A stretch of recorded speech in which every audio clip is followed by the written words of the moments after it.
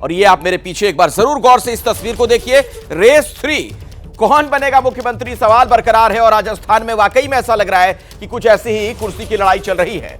राजस्थान में सीएम को लेकर सस्पेंस बढ़ गया और कुछ ही देर में वसुंधरा राजे पार्टी अध्यक्ष जेपी नड्डा से मिलने वाली हैं। एबीपी न्यूज पर इस वक्त की बड़ी खबर हम आपको बता दें। रेल मंत्री अश्विनी वैष्णव राजस्थान सीएम की रेस में सबसे आगे है और इसके बाद गजेंद्र सिंह शेखावत और ओम बिड़ला का नाम भी चल रहा है। बाबा बालकनाथ जो अब तक सीएम की रेस में दिख रहे थे, वो अब डिप्टी सीएम की रेस में सबसे आगे हो गए हैं। और इन सब चर्चा के बीच वसुंधरा राजे करीब 16 घंटे दिल्ली में रहने के बाद पार्टी अध्यक्ष जेपी नड्डा से मिलने वाली हैं। शाम 7 बजे का वक्त इसके लिए मुकर्रर किया गया है। क्या वसुंधरा रेस में वापसी करेंगी या फिर वसुंधरा रेस में पीछे रह जाएंगी, यह बड़ा सवाल है। और राजस्थान को लेकर सबसे ज्यादा हलचल है तो उधर मध्य प्रदेश को लेकर भी सस्पेंस तो बना हुआ है। सीएम शिवराज बेफिक्र हैं, बाकी दावेदार दिल्ली में मौजूद हैं। ब्रजेश राजपूत से बात करेंगे। पहले आप देखिए सीएम की रेस में कौन आगे कौन पीछे।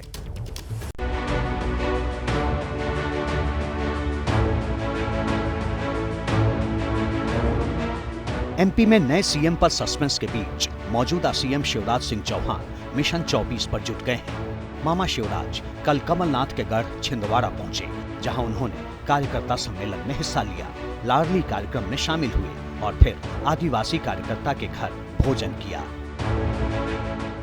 एमपी में भले ही फिलहाल सीएम की कुर्सी का सवाल सबसे बड़ा हो, लेकिन इन सवालों से दूर शिवराज ने फिलहाल अपने लिए मिशन 24 की लकीर खींच दी है, जिसमें एमपी की 29 में से 29 सीटों को जीतने का लक्ष्य रखा गया है।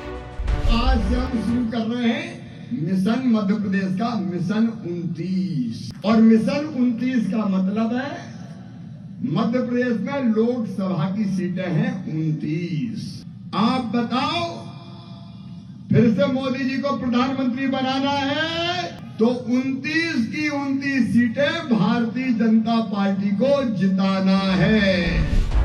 बीजेपी का आला कमान जिस वक्त एमपी में सीएम चेहरे पर मंथन करेगा, उस वक्त सवाल आगामी लोकसभा चुनाव का भी होगा।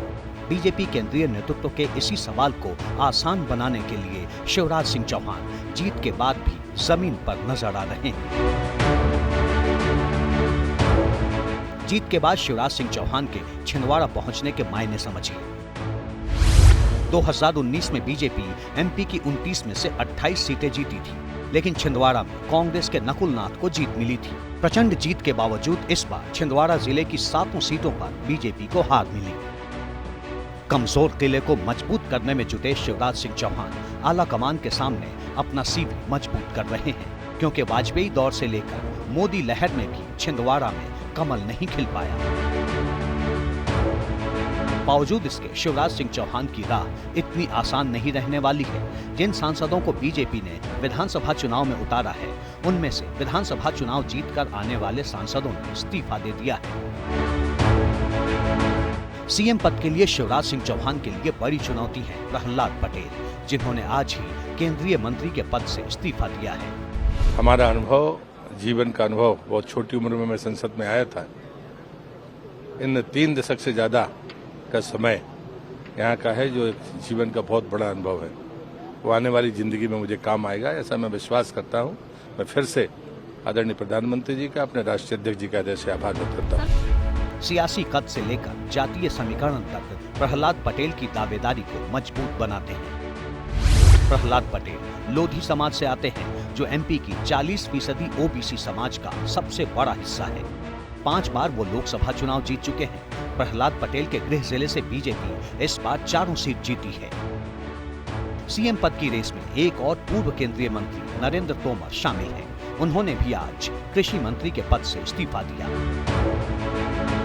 नरेंद्र तोमर राज्य से लेकर केंद्र और संगठन की राजनीति में लंबा अनुभव रखते हैं। नरेंद्र तोमर के इलाके चंबल रीजन में भी बीजेपी का प्रदर्शन काफी बेहतर रहा। चंबल से आने वाले ज्योतिरादित्य सिंधिया भी सरप्राइज कर सकते हैं। हालांकि वो अब तक खुद को सीएम की रेस से बाहर बताते रहे हैं, लेकिन आज ही जेपी नड्डा से उनकी संभावित मुलाकात ने सस्पेंस बढ़ा रखा है। मध्य प्रदेश ने कमलनाथ की बजाय कमल पर भरोसा जताया है, लेकिन अब एमपी में कमल किस पर दांव लगाता है, दिल्ली से लेकर भोपाल तक इंतजार इसी बात का है। जैसे ही घड़ी का काटा दोपहर 2:30 पे आए, बबीता जी का दिल सास बहू साजिश के लिए मचल जाए। और ये है इनकी बहू, पूरे दिन ऑफिस की टेंशन हो जाए गॉन जब ये करें अपना फेवरेट शो फ्री टाइम पे ऑन। इनकी तरह आप भी देखें अपना फेवरेट शो अपने टाइम पर और डाउनलोड कीजिए एबीपी लाइव ऐप अपने स्मार्ट टीवी पर।